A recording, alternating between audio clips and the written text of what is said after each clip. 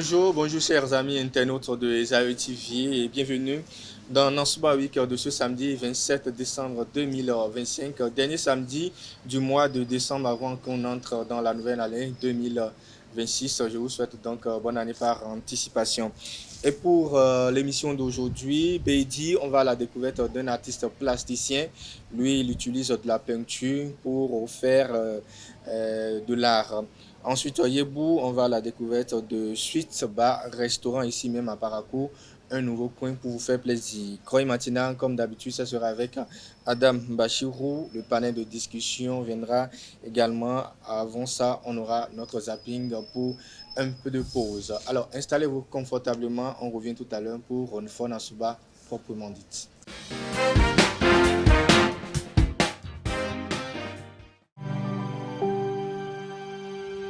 Tu viens d'avoir le bac ou tu veux te reconvertir dans un domaine d'avenir, faire le choix du numérique et rejoindre l'école supérieure d'administration, d'économie, de journalisme et des métiers de l'audiovisuel ESAE. De nouvelles filières sont disponibles dès cette rentrée: informatique et multimédia, informatique industrielle et maintenance, réseau informatique et télécommunications, système informatique et logiciel, sans oublier les filières initiales: administration générale, administration des finances, administration des affaires, sciences juridiques, sciences économiques, sciences de gestion, journalisme et métiers de l'audiovisuel. ESAE est disponible sur 4 sites: Cotonou-Bedroumendé, Cotonou-Akpakpa, Abomey-Calavi et Parakou. Pourquoi choisir l'ESAE? Des formations conçues pour le marché de l'emploi, des enseignants expérimentés et passionnés, des infrastructures modernes avec équipement de pointe, des opportunités de stage et d'emploi garanties. Les inscriptions sont en cours et les places sont limitées. Ne rate pas ta chance.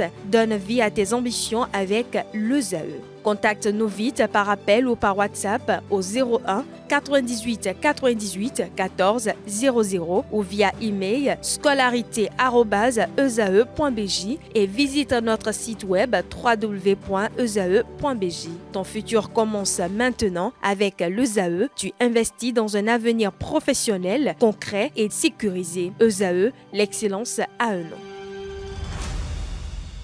De nouveau, bonjour chers amis téléspectateurs. Souleymane Orouyou Nourou, il s'appelle, il est artiste plasticien ici même à Parakou. Nous sommes allés à sa découverte pour nous introduire un peu dans son univers artistique et savoir comment il fait depuis déjà 20 ans qu'il exerce ce métier. On découvre Souleymane dans cet élément avec Moudine Lawani et Sylvie Dedou.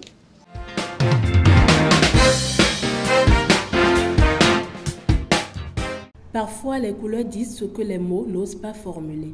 Dans un atelier discret situé en face de la direction départementale de la police républicaine du Borgou, Souleymane Doguizet façonne la toile avec la passion de ceux qui observent longtemps le monde avant de le traduire. Pinceau à la main, regard concentré, l'artiste plasticien donne corps aux émotions, aux scènes de vie et au silence du quotidien. C'est à cette signature singulière que nous consacrons notre découverte. À l'état civil, on m'appelle Orounuru Souleymane. Mon nom d'artiste est Doguizet. Je suis un artiste plasticien. Je demeure à Parakou et j'ai commencé ce métier depuis 20 ans aujourd'hui. Avec 20 ans d'expérience, Doguizet s'est imposé sans tapage comme une voix à part dans l'univers de la peinture. Son travail plonge au cœur de l'humain, interroge les réalités sociales et culturelles du Nord Bénin. Tout ce que je fais, ça consiste la peinture, sculpture. Quand on parle de sculpture, il y a modelage, il y a aussi les bas-reliefs. Voilà, il y a la sérigraphie aussi que je fais un peu plus. Je fais aussi de l'installation. Son parcours l'a conduit à collaborer avec des plasticiens venus du Bénin, du Sénégal, du Congo, du Togo ou encore du Ghana, enrichissant ainsi son langage artistique au contact d'autres sensibilités. J'ai déjà travaillé avec Mozart, un artiste béninois qu'on appelle Mozart. Il a Vekis. J'ai aussi travaillé avec Vekis, président Abaï, des artistes plasticiens du Bénin. Et l'étranger, j'ai travaillé avec les Kakou A, Et il y a aussi Jojo et Jalov. Chez Suleiman, la matière parle. Son art ne se contente pas d'accrocher le regard. Il provoque une émotion, invite à la réflexion et laisse une empreinte durable. Moi, mes tableaux parlent souvent de la culture. Parce que moi, mes tableaux parlent de la culture du Nord. Parce que j'arrive à transmettre ce message par mes tableaux. Et il y a des tableaux, par exemple, il y a un tableau qui est en face de moi, qui est ici. Le tableau qui est en haut, c'est un tableau qu'on appelle... c'est un tableau quand même les grands maîtres spirituels que chez nous on appelle Bokosu.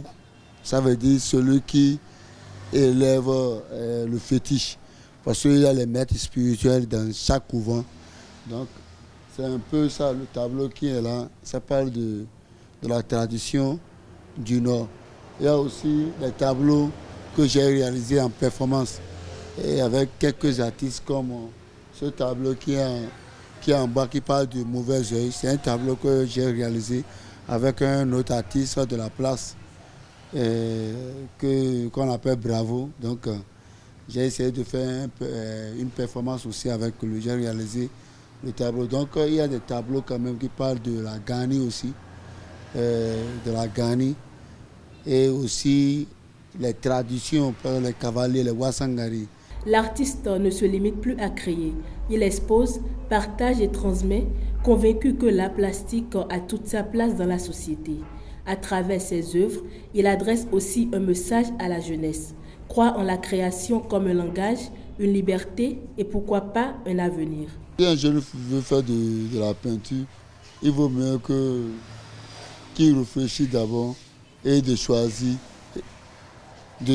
vraiment, c'est-à-dire qu'il de choisir d'écouter son cœur, de ne pas écouter les autres. Parce que la peinture, c'est un truc aujourd'hui, grâce à notre président et des classes culturelles, que les gens ont aujourd'hui le plaisir d'aller apprendre d'autres personnes avant. Les gens, à notre temps, les gens disaient que tu ne peux pas apprendre la peinture. Aujourd'hui, tout ça s'apprend parce qu'il y a les documents aujourd'hui pour apprendre. Donc, si un enfant veut apprendre ou un jeune veut faire la peinture, il faut qu'il se mette dans la tête que c'est difficile le chemin qu'il veut prendre. Mais de ne pas regarder derrière et que de foncer dedans et ça ira. Ces tableaux sont désormais bien plus que des œuvres accrochées au mur. Ils sont des fenêtres ouvertes sur l'âme d'un artiste et sur celle d'une ville en perpétuelle inspiration.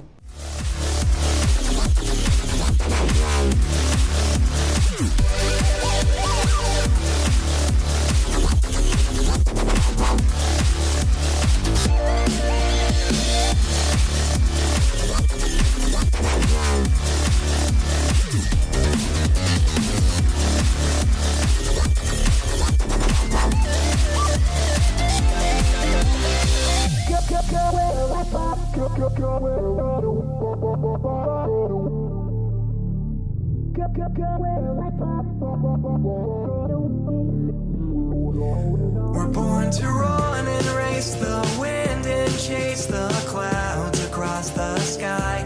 I've got a parasite that's digging, telling me it's not my fight. But here I am, all tossed and reckless, lost and shipwrecked. How can I just let it go? Let it go. Just let it go.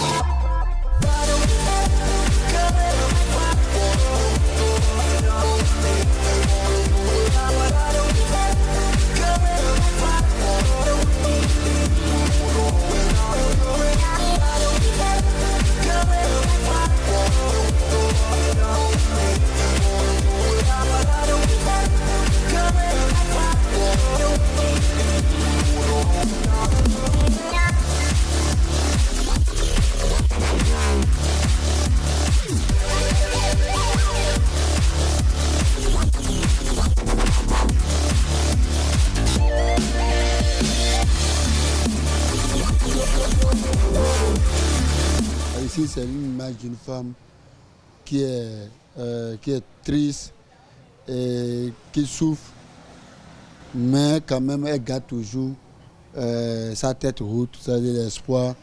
Elle sait qu'il y a, même si c'est comment, malgré sa souffrance, ça serait bon. C'est pour cela qu'elle a la tête baissée et il y a des larmes qui coulent de ses yeux.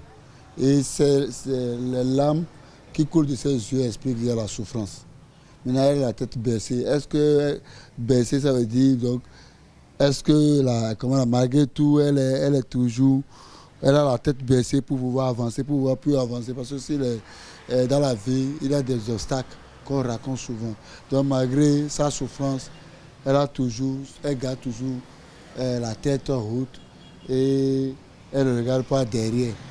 Donc, elle ne regarde pas derrière. C'est pour ça qu'elle a laissé, il y a le bleu, il y a la couleur bleue qui est déjà bleu, elle a d'espoir. Malgré tout, qu'elle a laissé tous ses avenirs, mauvais avenirs derrière, elle a toujours d'espoir qui domine. C'est pour ça que le bleu domine plus que les couleurs rouges.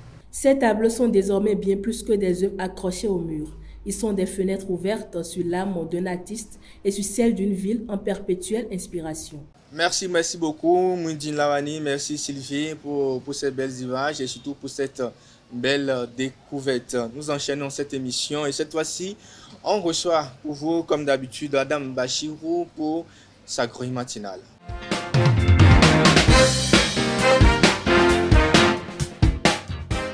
Bonjour M. Marcel et bonjour chers internautes à l'écoute des AE TV.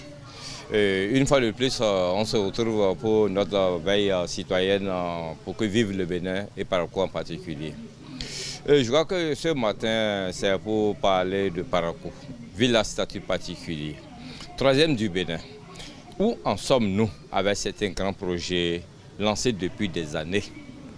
En effet, le projet de construction de l'hippodrome de Parakou, 6 au quartier Nîmes, dans le 2e arrondissement de Parakou, financé par la Loterie nationale du Bénin avec un premier chèque de 123 millions sur un total de 226 millions de francs CFA, lancé, nous le rappelons, le 29 septembre 2018, en présence du directeur de la Loterie nationale du Bénin, M. Gaston Sossou, et des autorités compétentes municipales dirigées par le maire, aujourd'hui honorable député Charles Toko Diko Baba. Où en sommes-nous de ce gros projet qui devait valoriser le cheval, animal très apprécié dans le nord du Bénin et de Parakou en particulier? Parakou, royaume des Koboro, ne mérite pas ce triste destin, contraire à la vision de Biaguera, grand guerrier à cheval. Pourquoi, après les quelques voyages de sable sur le site où devaient être construites ces infrastructures culturelles et sportives, plus rien depuis plus de 7 ans? Surtout qu'on n'a pas hésité en ce jour-là à raser tout ce que les pauvres populations riveraines avaient planté et sémé comme production agricole. C'était très dur à supporter ce jour-là avec les pleurs de gauche à droite pour qu'on en soit là un peu plus de 7 ans après. Nous voulons comprendre ce qui n'a pas fonctionné dans ce gros projet. Secondo, annoncé à grand renfort médiatique, l'achat de 32 engins BTP avec une caravane à travers les rues de Parakou, de surcroît avec un logo Parakou d'abord. Cette vision des autorités municipales nous est intolérable, qui nous avait donné beaucoup d'espoir dans la dynamique de voir ces engins lourds au service des populations de Parakou. Mais malheureusement, un peu plus de 7 ans après, rien. Fait-il un mois sur 12, ces engins lourds auraient permis de donner un meilleur visage aux voies de la quasi-totalité des 58 quartiers de Parakou que compte notre municipalité. Hélas, un peu plus de 7 ans après, comme je le disais, osons le dire, qu'on aurait dû écrire Parakou après et non Parakou d'abord. Car ces engins BTP sont surtout remarquables dans les autres communes qui, au lieu de Parakou, même pour étaler le sable déposé par nos amis de l'entreprise Sino Hydro, pour recharger les voies dégradées des suites du projet Alphatage, rien. On n'a pas de niveleuse pour aller faire cela. Bizarre. Vous avez dit bizarre.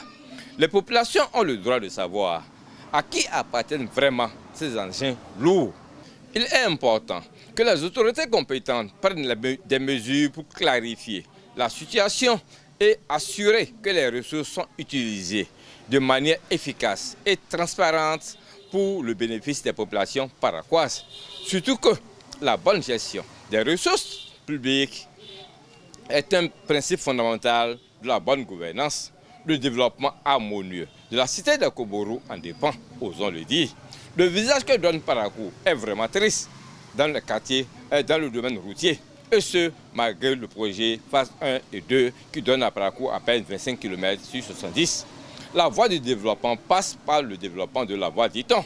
Mieux, on ne mange pas la voie, mais la voie fait manger, pour citer le président Patrice Talon, qui avait promis au début de son premier mandat, à la salle des fêtes de la mairie de Parakou, que toutes les voies de Parakou seront bitumées ou pavées. À 6 mois, 18 jours de la prochaine passation de service à la présidence de la République, où en sommes-nous? Car nous sommes encore très loin des prévisions que se sont fixées les populations de Parakou. Perougera, Tibona, Oruguereru, Okedama ne diront pas le contraire. À bon entendeur, la liste est longue et très longue même. Et nous osons espérer que notre municipalité, à travers cette dénonciation, va monter au créneau et nous expliquer. Parce que vraiment, le prochain conseil municipal aura beaucoup à faire pour que Parakou ait des voies dignes de nom. Bonne journée à tous et à toutes pour que vive Parakou, notre cité commune. C'était Adam Bachiro, votre faiseur d'opinion, depuis la studio de Esaïe TV, Parakou. Que Dieu vous bénisse. Merci beaucoup Adam Bachiro pour cette veille citoyenne. C'est toujours un plaisir de savoir que vous êtes là pour veiller au grain. Cette fois-ci, allons au marché dans Yébou. On découvre pour vous aujourd'hui Sud-Bas Restaurant, un nouveau coin de la cité de Koborou. Pour votre plaisir, la spécialité ici, c'est la pâtisserie. Alors, je vous invite à suivre cet élément pour en savoir davantage.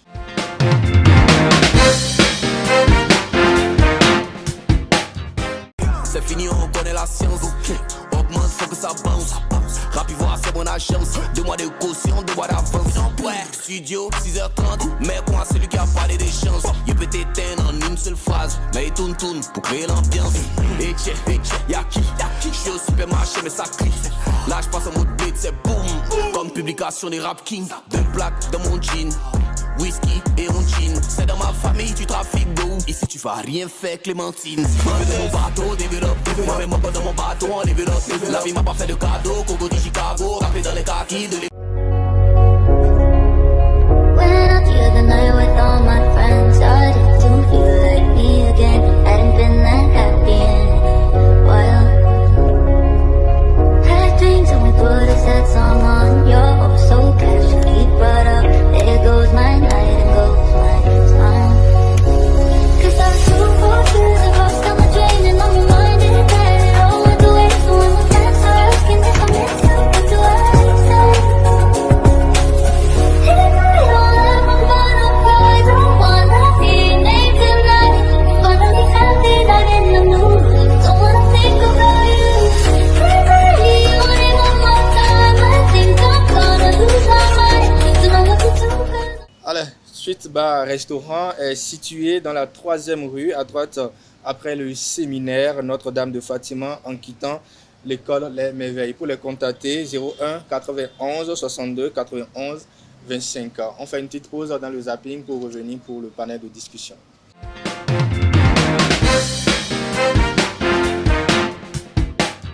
Comment tu vas? Je vais bien. Tu fais quelle classe? CM2. Tu as maître ou bien maîtresse? Greta. D'accord. Quelle est la superficie du Bénin? Cotonou. Alors, quels sont les pays limitrophes du Bénin? Il y a Cotonou.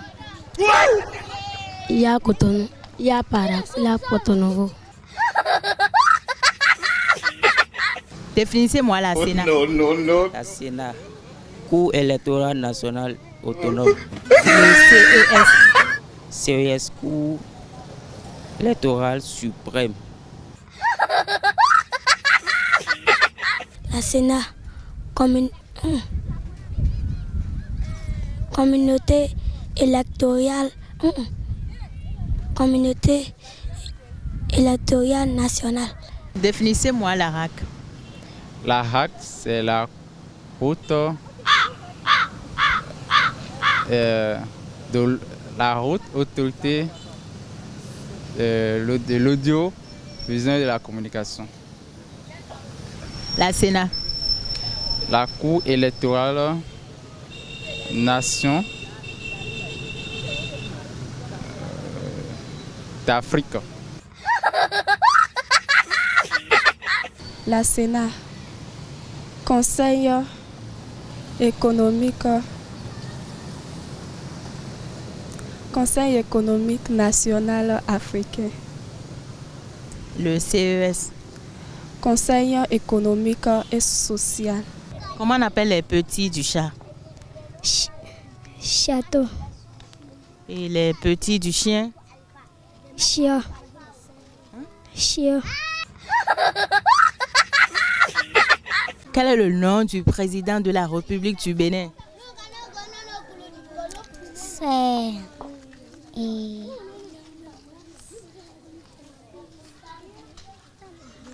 Biogala. Biogala.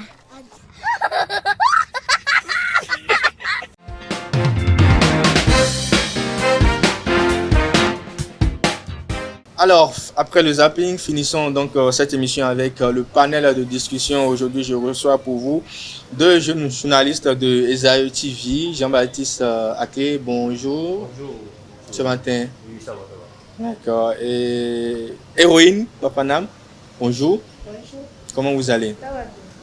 Alors, nous sommes en période de fête et on le sait très bien, il y a beaucoup de déviance au niveau des jeunes. Et donc le sujet d'aujourd'hui, comme intitulé Essai d'alcool et comportement à risque en période de fête.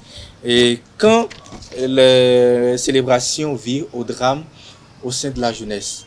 Alors dites-nous, lorsque vous entendez ce sujet, ça nous interpelle. On est jeunes et on a déjà eu à faire la fête une fois et on sait ce qui se passe en période de fête, pendant les fêtes et après même les fêtes. Alors dites-moi, Héroïne Papanam, comment est-ce que vous voyez déjà le sujet? Ça vous inspire quoi, ce sujet-là? Pour moi, lorsqu'on évoque ce sujet, il y a juste les comportements que les jeunes adoptent lors des fêtes. Oui. Les comportements qui ne sont pas vraiment encouragés, si je peux le dire. Ils exagèrent en fait dans leur célébration. Dans leur célébration, oui. Jean-Baptiste? Bon, selon moi, ce sujet, ça rappelle en tout cas les moments difficiles, des risques que les jeunes affrontent souvent pendant les fêtes. Voilà, mais qu'est-ce qui peut amener un jeune à exagérer autant pendant une période de fête alors que normalement on devait rentrer dans la nouvelle année avec la joie au cœur et on exagère avec l'alcool? Jean-Baptiste? Bon, selon moi, je pense que c'est tout à fait normal. D'abord, quand on est jeune, on voit la fête devant, nous sommes pendant la fête, donc on s'enjaille, on fait tout. Bon, on est à l'aise quoi. L'adrénaline monte. Voilà, surtout quand c'est la fête, il y a souvent des amitiés, on t'invite pour aller peut-être dans une bar ou bien un restaurant. Dans une bar, oui. Amitié ou bien des sorties en désordre. Donc je pense que tout ça, ça peut amener un jeune à même avoir des comportements de déviance. Voilà, donc je pense que c'est les mauvaises amitiés quand même si ce n'est pas mauvaises amitiés, en tout cas c'est les ambitions qui amènent souvent les jeunes. Oui, les ambitions, mais Héroïne Papanam, est-ce que vous ne pensez pas qu'on peut faire une fête de façon totalement saine? Oui, on peut le faire. On peut faire une fête saine si vous avez besoin de boire. Moi, je pense que le mieux, c'était, pour faire une fête saine, le mieux, c'était d'aller prendre des boissons, amener chez soi, au lieu de prendre tous ces risques, parcourir des kilomètres pour aller boire, tout simplement pour se sentir libre. Et la plupart des jeunes le font juste pour avoir quelque chose à raconter après les fêtes. C'est-à-dire pour dire, le jour de la fête, moi, j'ai bien fêté, j'ai fait ci, j'ai fait ça. Mais il y a plusieurs choses après cela. Oui, mais est-ce que la responsabilité n'incombe pas aussi au niveau des parents qui laissent parfois les enfants participer à ce genre de fête qui vit au drame après? Bon, selon moi, quand on dit déjà les jeunes, il y a des jeunes même, les parents ne sont plus là pour les cocher pendant les fêtes pour dire que bon, non, mon fils ne fait pas ça, ne fait pas ça. Donc je pense que c'est plutôt les amitiés qui amènent les jeunes à aller vers ce genre de choses. Ce n'est plus aux parents de dire que tu es jeune, donc il faut faire ça, faut faire ça, faut faire ça. Donc le jeune déjà, on est ambitieux. Quand on voit la fête devant, on veut être là où il y a du bruit. Donc ça amène les jeunes à avoir même un seul vitesse. On a des motos neuves, il y a sorti, bien il y a un artiste quelque part, ou bien et on veut aller à la plage. Donc je vois que c'est les ambitions, comme je l'avais dit, les ambitions. Oui, les ambitions. Les parents ne peuvent pas totalement être la cause bien. Ce n'est pas seulement que c'est les parents qui font que c'est le manque d'éducation ou bien le manque de conseils des parents qui fait que les jeunes font ces problèmes. Non, mais je vous prends au compte-pied. Est-ce que vous ne pensez pas effectivement qu'un enfant bien éduqué ne va pas s'aventurer à ce genre de célébration? Oui, je pense qu'un enfant bien éduqué sera responsable dans sa démarche lors des fêtes. Il y a d'autres parents, par exemple dans les villages, les parents ne surveillent pas autant les enfants. On les laisse le jour de la fête même. Les parents même sortent. Et peut-être ils vont chez les voisins pour bavarder un peu, pour évacuer un peu les soucis. Et les enfants, eux, ils font tout ce qu'ils veulent. Ils peuvent même prendre la moto de leurs parents, sortir. Le parent s'en fout. Enfin, le jour de la fête, lui se dit qu'il faut laisser un peu de liberté à son enfant pour qu'il puisse profiter de ce jour. De ce jour. Mais ils ne savent pas que cela peut avoir des conséquences. Il y a des parents qui conseillent bien leurs enfants. Par exemple, même le jour de la fête, si moi je dois sortir, maman doit dire, tu dois faire ci, fais ça, ne fais pas ci, ne fais pas ça, pourquoi ça n'amène pas ça. Et comme ça, lorsque je sors, peu importe comment est-ce que l'on peut faire jusqu'à ce que je vais prendre plus de 2 bouteilles ou une seule même, selon ma limite. Je ne veux même pas exagérer pour faire comme une folle. Arriver à la maison. À la maison. Là où moi je vois un peu de raison à ce que vous voulez dire, c'est que il y a aussi les parents qui, même pendant la fête, refusent même aux enfants de sortir bien. Même si tu es jeune, on te refuse, on te surveille de près pour que tu prennes peut-être la moto, bien. Il y a tel ami qui est venu, donc or les parents connaissent bien cet ami pour dire que bon, lui, il aime trop les bruits, bien les trucs de désordre, donc je veux te suivre, il ne faut pas te bouger pendant la fête, il ne faut pas faire ça. Donc je pense qu'il y a des enfants même qui respectent vraiment ces conseils. Mais d'où vient, ça voudrait dire que l'éducation est également très importante parce qu'un enfant bien éduqué, c'est un enfant qui suit les conseils de ses parents lors de ces fêtes-là. Faire une fête, ce n'est pas sorcier, ce n'est pas proscrit, mais bien faire la fête. Au cours de ces fêtes-là, l'alcool est souvent exagéré, peut-être parce qu'on en propose trop. Est-ce que vous ne pensez pas qu'il faut recadrer ces fêtes-là d'une manière ou d'une autre, Papa Nam? Je ne sais pas trop. Moi, je pense que c'est aux jeunes de savoir comment se recadrer eux-mêmes. Parce que celui qui vend sa boisson dans un bar, il ne peut pas limiter le nombre de boissons qu'il va vendre aux jeunes qui vont venir. Lui veut faire des chiffres. Les chiffres, il veut boire. Il veut boire, il veut vendre. Lui veut vendre. Après la fête, lui veut bien compter les choses.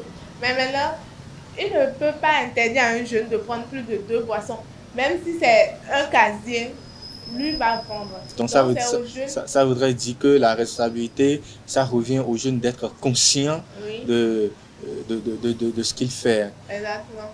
Alors, je vous ai bien écouté. Si aujourd'hui, vous, à votre niveau, vous avez quand même quelque chose à dire, un conseil à l'endroit de ces jeunes-là, comment faire quand même pour lutter contre cette déviance-là? Est-ce qu'on peut même lutter contre cette déviance?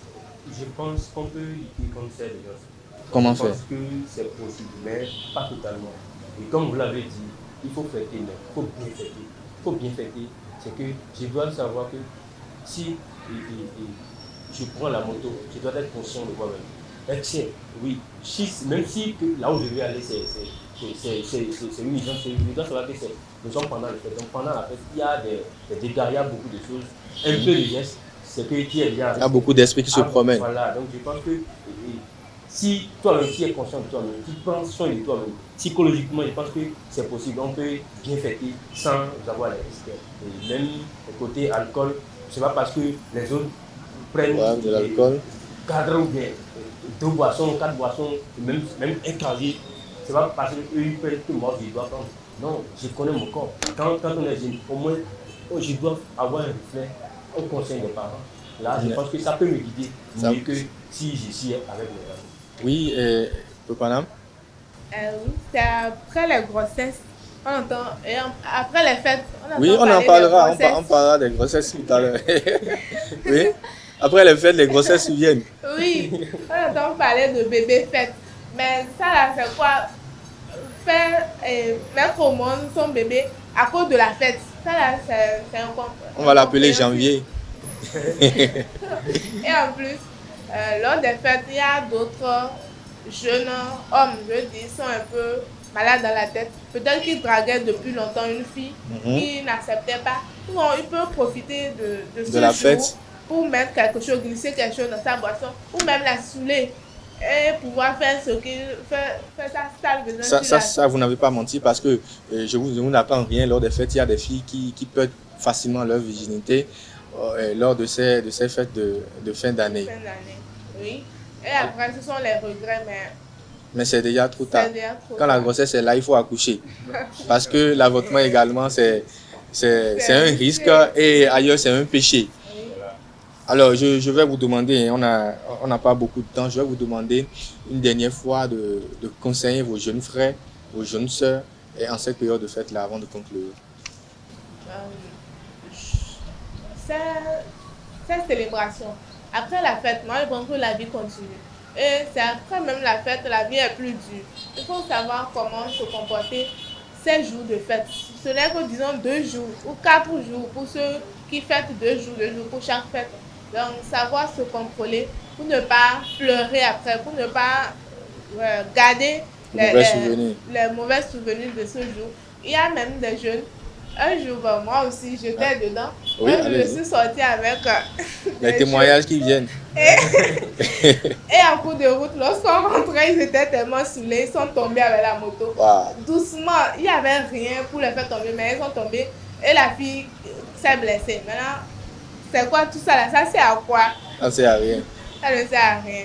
Donc, je pensais qu'on vous avait harcelé. Pardon? Je pensais qu'on vous avait harcelé. Ah non, pas du tout. Je suis sortie avec des grands frères. Okay. Donc, personne ne peut m'harceler. Donc, il faut fêter avec conscience, je veux dire. Tu ne peux pas exagérer. Merci. Oui, et Jean-Baptiste? Et bon, moi, je veux dire que tout d'abord, chaque jour, c'est une fête. Chaque jour, c'est une fête. C'est pas seulement décembre, la fête de Noël, la fête du 1er janvier qui fait que on doit montrer que nous sommes jeunes. Ou bien, c'est pas pendant ce moment qu'il faut montrer qu'on est jeune et qu'on est fort. Je pense que normalement, c'est pendant ce moment il faut vraiment réfléchir à sa vie, à son avenir. Parce que on dit l'année passe.